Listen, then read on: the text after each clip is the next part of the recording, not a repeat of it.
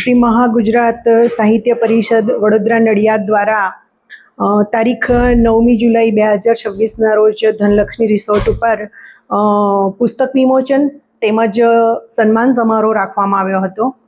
તે સન્માન સમારોહની અંદર ઉભરતા લેખક તરીકે જે મેં કાર્ય કર્યું છે, મારા નવા વિચારોને મેં પ્રગટ કર્યા છે લેખક તરીકેના, તેમાં મને સરાહના મળી છે અને સન્માનિત કરવામાં આવેલ છે.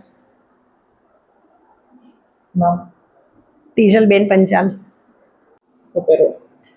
શ્રી મહાગુજરાત સાહિત્ય પરિષદ વડોદરા નડિયાદ તરફથી જે સાહિત્ય ક્ષેત્રમાં નવીનતમ પ્રતિભા ધરાવતા શિક્ષકો કે લેખકો જે લેખન કાર્ય કરતા હોય તે માટે દર વર્ષે તેઓ સાહિત્ય સર્જન ગૌરવ સન્માન સમારોહ યોજતા હોય છે, જેમાં અમારી શાળાની શિક્ષિકા બહેન શ્રીમતી તેજલબેન પંચાલે એમને જે લખાણ કાર્ય કર્યું છે અને સમય સમયે તેઓ જે વિવિધ આર્ટિકલ્સ લખતા હોય છે, આ આર્ટિકલ્સને ધ્યાનમાં રાખીને તેમને ગઈકાલે ખાખરિયા મુકામે એક સન્માનિત કરવામાં આવ્યું, જે અમારા નવજીવન પરિવાર માટે ખૂબ જ ગૌરવની બાબત છે.